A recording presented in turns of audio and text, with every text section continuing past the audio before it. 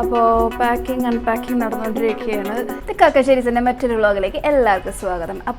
ഇപ്പോൾ ഞാനൊരു PCR ടെസ്റ്റിന് വേണ്ടി വെയിറ്റ് ചെയ്തുകൊണ്ടിരിക്കുകയാണ്. RT-PCR എന്തിനാണ് എടുക്കുന്നത് വെച്ചിട്ടുണ്ടെങ്കിൽ ഞാനും പിള്ളേരും കൂടെ ഒരു യാത്രയ്ക്ക് വേണ്ടി തയ്യാറെടുത്തുകൊണ്ടിരിക്കുകയാണ്. എവിടേക്കാണ് യാത്ര എന്നുള്ളത് ഇനി വരും വ്ളോഗുകൾ പറയുന്നതായിരിക്കും. അപ്പോൾ PCR ടെസ്റ്റ് ആദ്യമായിട്ട് ചെയ്യാൻ പോകുന്നത്. കുറേ പേര് ഇപ്പോൾ ചെയ്ത് ശീലമായി കാണും, പക്ഷെ ഞാൻ ആദ്യമായിട്ട് ചെയ്യാൻ പോകുന്നത് പോരാത്തതിന് ഈ യാത്രയിൽ സാമിനും PCR ടെസ്റ്റ് ആവശ്യമാണ്. അവൻ അബവ് 5 years ആയത് കാരണം. അപ്പോൾ PCR ടെസ്റ്റും പിന്നെ ഒരു കൊച്ചു ഡേ ഇൻ മൈ ലൈഫും ഒരു പാക്കിങ്ങും എല്ലാം കൂടെ ഒരു കൊച്ചു വ്ളോഗാണിത്.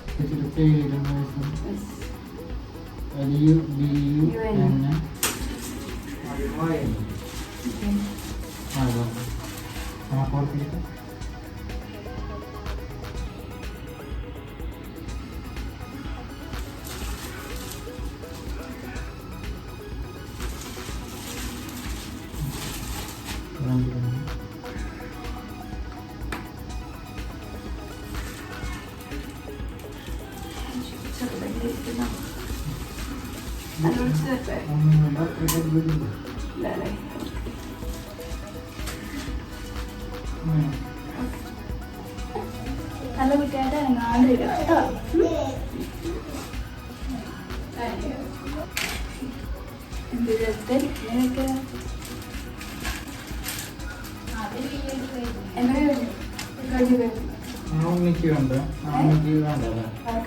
വേണ്ട, 5 വയസ്സിന് മേലെയാണ്. ഇപ്പഴേ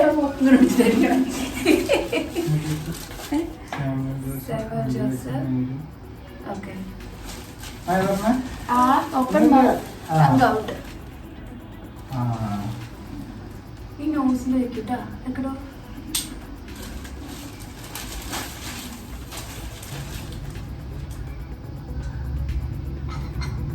പോയല്ലേ? കഴിഞ്ഞു. അപ്പോൾ PCR ടെസ്റ്റ് കഴിഞ്ഞു. പിന്നെ എനിക്ക് ഭയങ്കര നന്നായിട്ട് ഇങ്ങനെ കുത്തിക്കയറ്റി. സാമിന് പക്ഷേ ലൈറ്റായിട്ട് ടച്ച് ചെയ്തുള്ളൂ. പിള്ളേർക്ക് അങ്ങനെ ചെയ്യണമെന്ന് പറഞ്ഞു.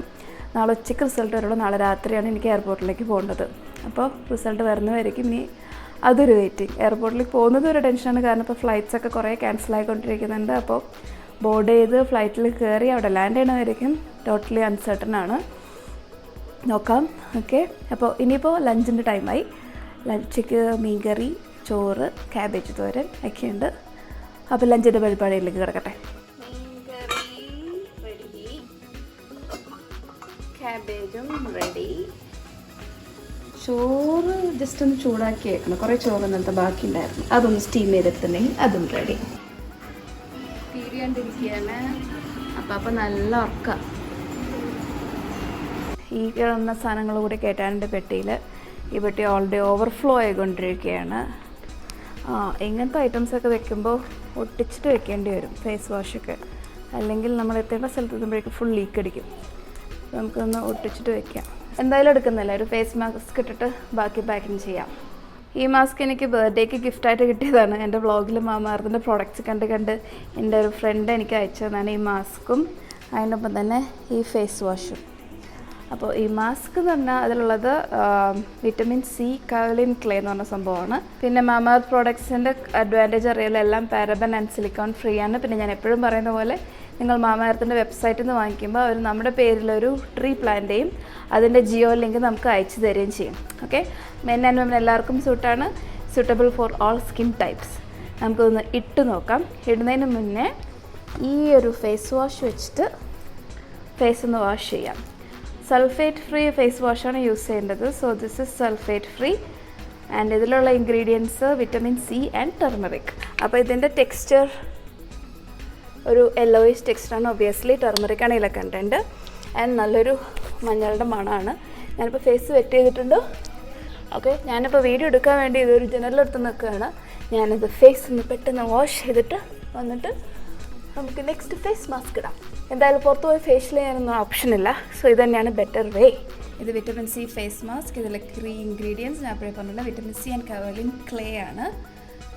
ഓക്കെ, അപ്പോൾ ഇത് യൂസ് ചെയ്യുന്നതെന്ന് വെച്ചെങ്കിൽ ഫേസ് ഡ്രൈ ആയതിനു ശേഷം ഇത് പൗഡറൊന്നുമല്ല, നമുക്ക് ഡയറക്റ്റ് ഫേസിലേക്ക് അപ്ലൈ ചെയ്യാൻ പറ്റിയ പോലത്തെ ഫേസ് മാസ്ക് ആണ്. അതിൻ്റെ കൂടെ ഇങ്ങനത്തെ ഒരു സംഭവം കൂടെ തരുന്നുണ്ട്. സോ ഞാനത് മുഖത്തും എല്ലാവിടെയായിട്ട് അപ്ലൈ ചെയ്യാൻ പോകുന്നു ഇപ്പോൾ. അപ്പോൾ ഫേസ് പാക്ക് ഞാൻ മുഖത്തും കഴുത്തൊക്കെ ആയിട്ട് അപ്ലൈ ചെയ്തു. ഒരു 15 മിനിറ്റ് ഇരുന്നതിന് ശേഷം നമുക്ക് വാഷ് ചെയ്യാം.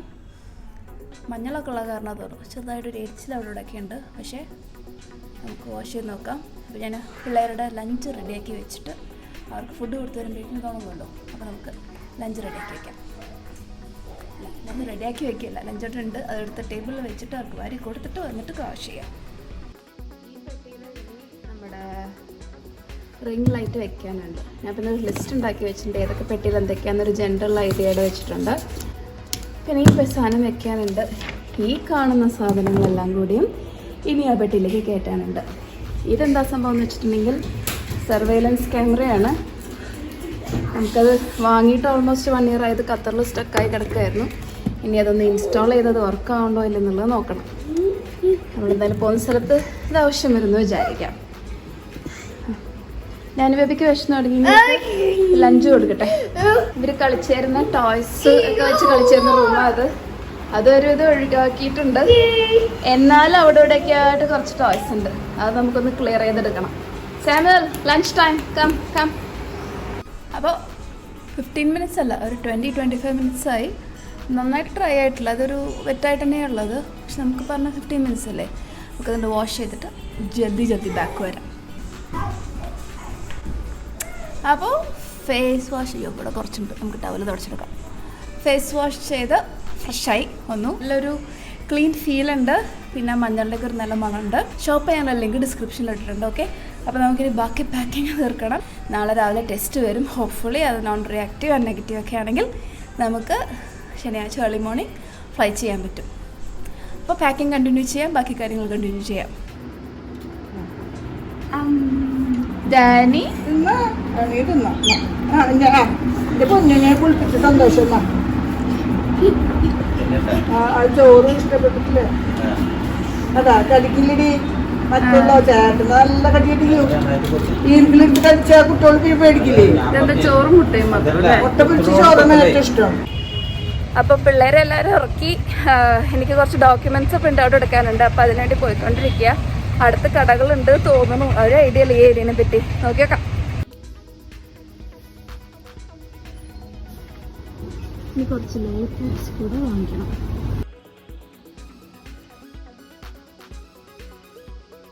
കുറച്ചധികം ഡോക്യുമെന്റ്സ് പ്രിന്റ് ഔട്ട് എടുക്കാനുണ്ടായിരുന്നു. പിന്നെ പിള്ളേർക്ക് ഫ്ലൈറ്റിൽ അവർക്ക് നടങ്ങി ഒതുങ്ങിയിരിക്കാൻ കുറച്ച് ചോക്ലേറ്റ്സും ബിസ്ക്കറ്റ്സും പിന്നെ ചെറിയ ടോയ്സും ഒക്കെ വാങ്ങാൻ വേണ്ടിയിട്ടാണ് പോയത്. അപ്പോൾ എല്ലാം കിട്ടി തിരിച്ച് വീട്ടിലെത്തി. അവർ സ്റ്റിൽ ഉറക്കമാണ്. അപ്പോൾ എവിടെയൊക്കെ യാത്ര എന്നുള്ളതെല്ലാം ഇനി വരുന്ന വ്ളോഗിൽ ഫുൾ അപ്ഡേറ്റ്സ് ഉണ്ടാവും. ട്രാവൽ അപ്ഡേറ്റ്സും ചെയ്യാൻ പ്ലാൻ ഉണ്ട്. നോക്കാം, എല്ലാം പക്കയായിട്ട് ഒരു ഡിലേസ് ഒന്നും ഇല്ലാതെ എത്താനും സാധിക്കട്ടെ. അപ്പോൾ വീണ്ടും അടുത്ത വ്ളോഗിൽ സന്ധിക്കും വരെ this is Lubna signing off the കക്കശ്ശേരീസ് വ്ളോഗ്.